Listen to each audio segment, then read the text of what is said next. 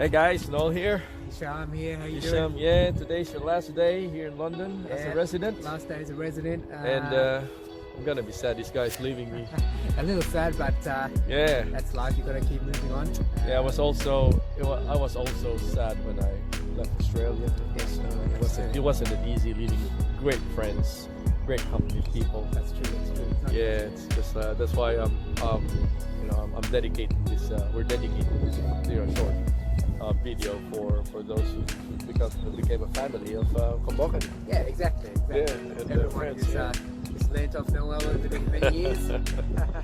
Absolutely. Yeah. So what do you want to ask?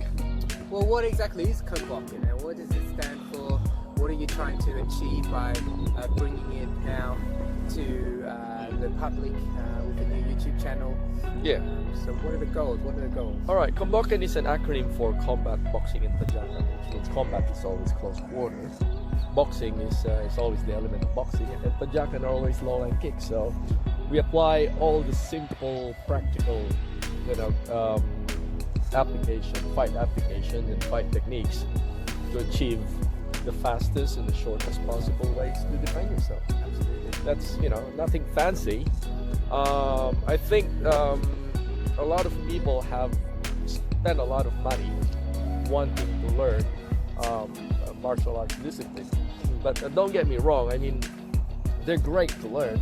Yep. I mean, we don't have but the problem is at this day and age we don't have that time anymore to study. Sure, you don't have the time and you don't have the money to be spending Exactly. to learn a discipline. Yes. Look, it's different because the martial art is a discipline. It's good to start it at a young age, and it can give you that. But if you're just wanting to learn practical self-defense, how to be confident walking down the street or anywhere in the world, then you want to learn something that you can pick up just like that. And that's where Kombokan comes. Yeah. Besides, Kombokan is it's not a full system actually. We call it a system because it's got kicks, few punches, a few blocks, and which we can employ, few tools that you can actually apply. Yeah. So Kombokan is more of a fight philosophy. Yep. Using practical principles, simple principles that you can apply when you're defending yourself. True. Defending and fighting. You just basically avoid the fight. If you can basically avoid the fight, then that's practically the best self-defense you can. You've won basically. Yeah. Yes. So always have a smile. That's why they called me the smiling assassin. The smiling assassin. Yeah, that's absolutely true. Yeah. Well, the basic of Kombokan, the foundation of Kombokan, I actually started as a martial artist. I started karate in Shotokan in the Philippines. Nice. I think at the age of 7. Okay. But I fell in love with Bruce Lee. My first film was The Big Boss. My mother took me. Oh yeah. Yeah, and I still remember the movie houses were not air conditioned at that time. Okay. Yeah, so good old days. yeah, my mother's a ballet teacher, and I grew up being bullied because I was always associated with the ballet dancers. Yep. I carried tutus, I carried leotards and tights, and my mother had a ballet school in the schools where I went. So and my mother had to enroll me in martial arts, karate. But unfortunately, if you live in a small town, everybody knew each other. Yeah, of course. So, Noel went to karate school. Why don't they give him a go? So, that made things worse. That just toughened you up really quickly. So Yeah, that made things worse. Yeah. So I mean, to cut the long story short, my mother hired local martial artists who were unknown. So that's how I ended up meeting Mang Jun. He actually founded Kujuka, which was an acronym for Combat Judo Karate. But again, Mang Jun knew the streets. He knew street fighting, and then he just told me, just look, if ever you want to fight, just make sure you try not to remember everything. Because if you're out there in a real fight, you tend to forget things. have to act on instinct. This is why he taught me a different mindset in fighting. So he said, don't memorize this, don't memorize that, don't memorize this, but I'm going to give you tools that you can use. What tools? These tools. And I promise you, you won't forget this. Yes, I'm going to teach you kata. I'm going to teach you this, and that, but you're not going to use them. When I first applied in one of the famous martial arts schools in Melbourne, the owner actually Krav Maga school. Yeah, the Krav Maga school. Yeah.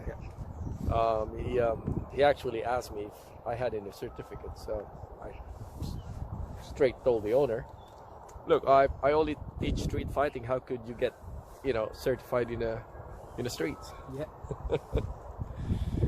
Yeah. Just show him your fists and your bruises. Yeah. So he said, "Oh, I'm gonna give you a month." Yeah. And that was quite a challenging one because he got many of his instructors trying me out.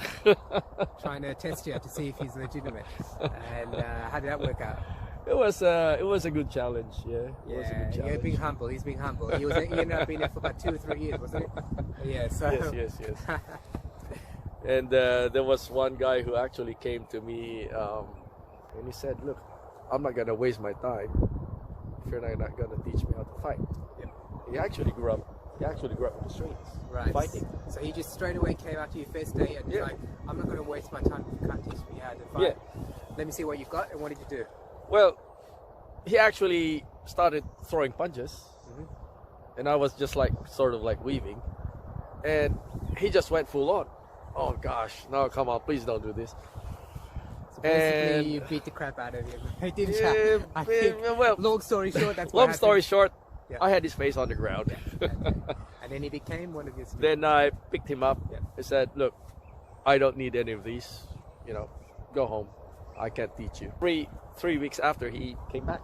Okay. He said, "I want to learn." All right. So Yeah. he did become your student. He became his student. Yeah. So he left his ego at the door, and then he realized what Noel was teaching was very effective. And there you go. Yeah. So our goal is to just teach the simplest, application to everyone. Also, Yeah. we're not just teachers; we're also students because we learn from different students. That's true. We learn from different people, and to be honest, we've got friends and families of Kombokan who came here who actually came from different martial arts, backgrounds. Of course. Yeah, and some of them actually were professional fighters. So we learn from them, You've got to be humble. You can't say that you know everything. So you can learn from anyone. Yeah. So No, that's good. Good to share your history, Noel, because people want to know what your background is. I'm sure they would have been interested to find out, like how you came about Kombokan. So there's a little bit of a quick overview of that. All right. So so very simple. So guys, it's getting cold.